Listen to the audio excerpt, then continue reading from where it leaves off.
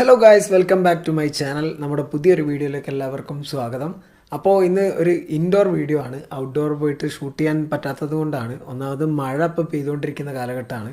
പിന്നെ കൊറോണ ഇപ്പോൾ വെച്ചടി കയറിക്കൊണ്ടിരിക്കുകയാണ്. അപ്പോൾ ടൗണിലൊക്കെ പോയി ഷൂട്ട് എടുക്കുക എന്ന് പറയുന്നത് കുറച്ച് റിസ്ക്കി ആയിട്ടുള്ള കാര്യങ്ങളാണ്. അപ്പോൾ ഇന്നത്തെ നമ്മുടെ ടോപ്പിക് എന്ന് പറയുന്നത്, ഇന്ന് നമ്മുടെ സമൂഹത്തിൽ കണ്ടുവരുന്ന ഒരു പ്രധാന പ്രശ്നമാണ്, കുട്ടികളിലും മുതിർന്നവരിലും കണ്ടുവരുന്ന പ്രധാന പ്രശ്നമാണ് നമ്മുടെ ശരീരത്തിലുണ്ടാകുന്ന ഓവറായിട്ടുള്ള ഫാറ്റ്.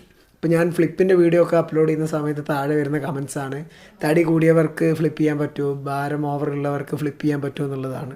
അങ്ങനത്തെ ചോദ്യങ്ങളൊക്കെ വരാറുണ്ട്. അപ്പോൾ അങ്ങനെയുള്ളവർ ഈ ഫിറ്റ്നസ് മാത്രം നോക്കിയാൽ മതിയോ, അല്ലെങ്കിൽ അവരുടെ ലൈഫ് സ്റ്റൈലിൽ എന്തെങ്കിലും ചേഞ്ചസ് വരുത്തണോ വേണ്ടയോ എന്നുള്ളതാണ് ഇന്നത്തെ നമ്മുടെ ടോപ്പിക്. അപ്പോൾ നമുക്ക് നേരെ വീഡിയോയിലോട്ട് പോവാം.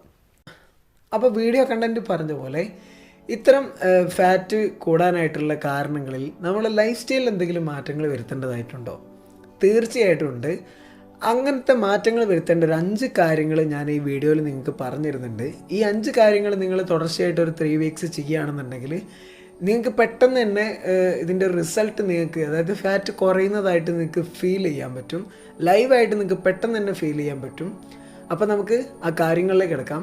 ഒന്നാമത്തെ കാര്യം എന്ന് പറയുന്നത് ഫുഡാണ്. നമ്മൾ ഫാറ്റ് കൂടാനായിട്ട് ഒരു 70% അല്ലെങ്കിൽ ഒരു 80% നമുക്ക് ഫുഡിലൂടെയാണ് നമുക്ക് ഫാറ്റ് വരുന്നത്. ഫുഡ് എന്ന് പറയുമ്പോൾ വേറെ അങ്ങനത്തെ ജങ്ക് ഫുഡും കാര്യങ്ങൾ അത് വേറെ കാറ്റഗറി. അല്ലാതെ നമുക്ക് വീട്ടിൽ കിട്ടുന്ന ചോറ്, ചപ്പാത്തി, ഇതിലൊക്കെ എന്ന് പറഞ്ഞാൽ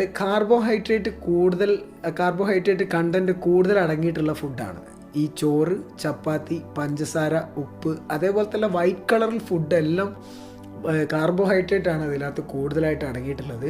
ഇങ്ങനത്തെ ഫുഡ് നമ്മൾ കയറ്റുന്ന സമയത്ത്, അതായത് കഴിക്കുന്ന സമയത്ത് നമുക്ക് ഓവറായിട്ട് വെയിറ്റ് ഗെയിൻ ആവും, അതേപോലെ തന്നെ ഫാറ്റ് ഗെയിൻ ആവും. അപ്പോൾ ഇത് നമുക്ക് എത്രത്തോളം കുറയ്ക്കാൻ പറ്റുന്നുണ്ടെങ്കിൽ അത്രത്തോളം നമ്മുടെ ശരീരത്തിന് നല്ലതാണ്. ഒരു ഹെൽത്തി ആയിട്ടുള്ള ഡയറ്റ് എന്ന് പറയുന്നത് വളരെ എക്സ്പെൻസീവാണ്. അതിനകത്ത് ഫ്രൂട്ട്സും അതേപോലെ തന്നെ വെജിറ്റബിൾസും എഗ് വൈറ്റ്, മിൽക്ക്, ഇങ്ങനത്തെ കാര്യങ്ങളൊക്കെയാണ് കൂടുതലായിട്ടും അതിനകത്ത് ആഡ് ചെയ്യേണ്ട കണ്ടൻറ്റ്.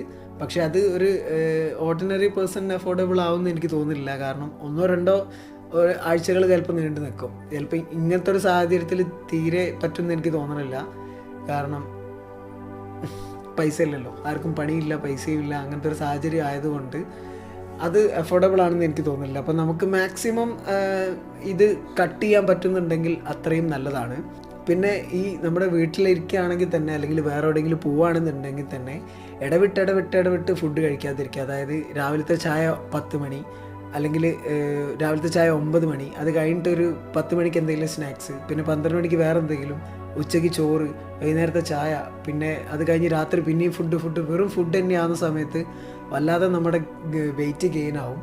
അപ്പോൾ ഇതൊന്ന് കൺട്രോൾ ചെയ്ത് 3 നേരം ഫുഡ് മാത്രം ആക്കുക. അതേപോലെ തന്നെ നമ്മൾ കിടക്കാൻ പോകുന്ന സമയത്ത്, രാത്രിത്തെ സമയത്ത് കഴിവതും നന്നായിട്ട് തന്നെ കാർബോഹൈഡ്രേറ്റ് കണ്ടൻറ്റുള്ള ഫുഡ് കട്ട് ചെയ്യുക.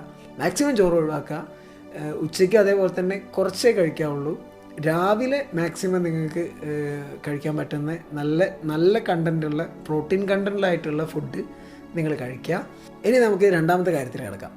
രണ്ടാമതായിട്ട് നമ്മുടെ വെള്ളം ഒരു ആരോഗ്യവാനായിട്ടുള്ള മനുഷ്യൻ ഒരു 2 ലിറ്റർ ടു 3 ലിറ്റർ, പിന്നെ അവിടുന്ന് അങ്ങോട്ട് നല്ലപോലെ കുടിക്കണമെന്നാണ് പറയുന്നത്. കാരണം അത്രയും നമ്മുടെ ശരീരത്തിൽ വെള്ളത്തിലുള്ള ഓക്സിജൻ്റെ അളവ് എത്തുമെന്നാണ് പറയുന്നത്. പിന്നെ വെള്ളത്തിന് നമ്മുടെ വെയിറ്റ് ലോസ് ആക്കാനായിട്ടൊരു പ്രധാന പങ്ക് വഹിക്കുന്നുണ്ട്. കാരണം എന്താ വെച്ചാൽ, നിങ്ങൾ ഫുഡ് കഴിക്കുന്നതിൻ്റെ തൊട്ട് മുന്നേ നിങ്ങൾ ധാരാളം വെള്ളം കുടിക്കുകയാണെന്നുണ്ടെങ്കിൽ നിങ്ങൾക്ക് ഫുഡിനോടുള്ളൊരു അമിതമായ ഒരു ആസക്തി കുറഞ്ഞു കിട്ടുമെന്നാണ് പറയുന്നത്. അതായത് നമുക്ക് ഫുഡ് ഓവറായിട്ട് ലോഡ് ചെയ്യാൻ പറ്റില്ല. കാരണം വയറ്റിൽ നിറച്ച് വെള്ളമാണെന്നുണ്ടെങ്കിൽ ഓവറായിട്ട് ലോഡ് ചെയ്യാൻ പറ്റില്ല. വെള്ളം കുടിക്കുന്നതുകൊണ്ട് തന്നെ ഈ സൈഡ് എഫക്റ്റും കാര്യങ്ങളൊന്നും നമുക്ക് വരുകയില്ല. അതേപോലെ തന്നെ നമ്മൾ ഫുഡിൽ ഞാൻ പറയാൻ വിട്ടുപോയ കാരണം എന്താ വെച്ചാൽ, നമ്മൾ പുറത്ത് പോയിട്ട് ജങ്ക് ഫുഡ്, അതേപോലെ തന്നെ ഹോട്ടലിൽ പോയിട്ടുള്ള ഫുഡുകളൊന്നും നമ്മൾ മാക്സിമം കഴിക്കാതിരിക്കുക. പലരും ചെയ്യുന്നത് എന്താണെന്ന് വെച്ചാൽ, വർക്കൗട്ടൊക്കെ ചെയ്തിട്ട് നമ്മൾ പോയിട്ട് പൊറോട്ടയും ബീഫും ഒക്കെ അടിച്ച് എനിക്ക് നല്ല എനർജി കിട്ടി, ബീഫ് അടിച്ചിട്ടുണ്ട്, ബീഫ് നല്ലതാണ്, റെഡ് മീറ്റ് നല്ലതാണ്, പ്രോട്ടീൻ കണ്ടന്റ് ഉണ്ട്, അതൊക്കെ ശരിയായിരിക്കാം. പക്ഷേ ഈ പൊറോട്ടയും ഈ മൈദ എന്നൊക്കെ പറയുന്ന സാധനം നമ്മുടെ വയറിനകത്ത് പെട്ട് കഴിഞ്ഞാൽ അങ്ങോട്ട് ഒട്ടിച്ച് വെച്ച മാതിരിയാണ്. അപ്പോൾ മൈദയൊക്കെ മാക്സിമം കണ്ടൻറ്റ് ഒഴിവാക്കാൻ പറ്റുന്നുണ്ടെങ്കിൽ അത്രയും നല്ലതാണ്. പിന്നെ വെള്ളം കുടിക്കുന്നത് നമ്മുടെ സ്കിൻസിനും, അതായത് തൊലി, നമ്മുടെ സൗന്ദര്യവർദ്ധനവ് ഒക്കത്തിനും നമ്മുടെ വെള്ളം അത്യാവശ്യമാണ്. വെള്ളം കുടിക്കുന്നതോടെ നമ്മൾ പുതിയ പുതിയ കോശങ്ങൾ വരുന്നുണ്ട്. അപ്പോൾ മാക്സിമം വെള്ളം കുടിക്കുക, അതും വെയിറ്റ് ലോസ് ആവാനുള്ളൊരു പ്രധാന കാരണമാണ്. അടുത്ത മൂന്നാമത്തെ കാര്യം എന്ന് പറയുന്നത് വർക്കൗട്ടാണ്. വർക്കൗട്ട് പലരും നാളെ മുതൽ ഞാൻ വർക്കൗട്ട് ചെയ്യും എന്നുള്ള വാശിയിൽ ഇന്ന് രാത്രി കിടന്നുറങ്ങും. നാളെ രാവിലെ നമ്മൾ 6 മണിക്ക് അലാറം വയ്ക്കും. 6 മണിക്ക് അലാറം വെച്ച് ഓഫാക്കിയിട്ട് 5 മിനിറ്റ് കൂടെ കിടക്കാമെന്ന് വിചാരിച്ചിട്ട് വീണ്ടും കിടന്നുറങ്ങും. പിന്നെ അത് മറന്നു പോകും. പിന്നെ 7 മണിക്ക് 8 മണിക്കൊക്കെ അമ്മയൊക്കെ ആരെങ്കിലുമൊക്കെ വിളിച്ചാലായിരിക്കും നമുക്ക് എണീക്കുക. അപ്പോൾ വർക്കൗട്ടിൻ്റെ കാര്യം നമ്മൾ മറന്നു. ഇനിയിപ്പോൾ നാളെ ചെയ്യാം. ഉറക്ക് വിട്ടിട്ടൊരു കളിയില്ല.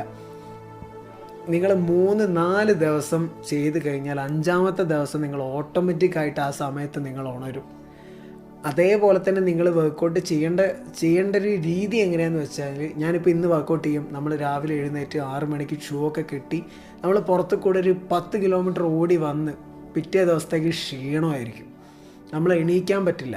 അപ്പോൾ അങ്ങനെ ഒരിക്കലും ചെയ്യരുത്. നമ്മൾ പെട്ടെന്നൊരാൾ ഞാനിപ്പോൾ നാളെ തൊട്ട് ഓടാൻ പോകുന്നു എന്നുള്ളതിന് കുറച്ച് വർക്കൗട്ട് ചെയ്യാം.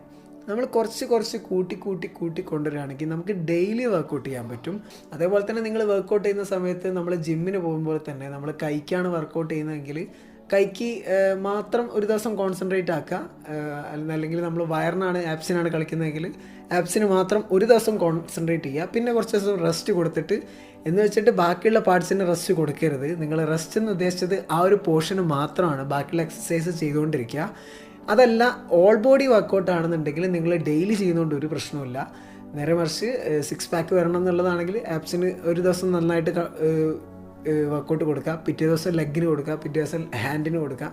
അങ്ങനെ ചെയ്യുന്ന സമയത്ത് നിങ്ങൾക്കൊരു ക്ഷീണം അവിടെ അനുഭവപ്പെടുന്നതായിട്ട് വരില്ല.